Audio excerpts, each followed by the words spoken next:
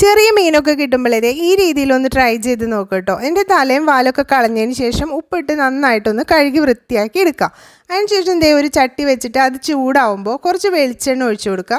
പിന്നെ 2 മണി ഉലുവ ഇട്ട് കൊടുത്തിട്ട് അതൊന്ന് പൊട്ടിക്കഴിഞ്ഞതിന് ശേഷം നമുക്ക് നന്നാക്കി വെച്ചിട്ടുള്ള ചെറിയുള്ളി അതിലേക്ക് ചേർക്കാം കേട്ടോ. എന്നിട്ട് അതൊന്ന് വാടിയതിന് ശേഷം നമുക്കതിലേക്ക് ഇഞ്ചിയും വെളുത്തുള്ളിയും കൂടി ചേർത്ത് കൊടുക്കാം.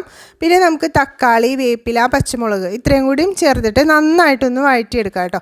അപ്പോൾ ഉപ്പ് ചേർക്കാൻ മറക്കണ്ട, കുറച്ച് ഉപ്പ് കൂടി ചേർത്തിട്ട് വഴറ്റിയെടുക്കാം.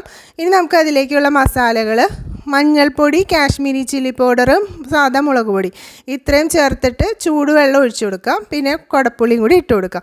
ഇനി ഇത് നന്നായിട്ട് തിളക്കാൻ വേണ്ടി വെയിറ്റ് ചെയ്യാം.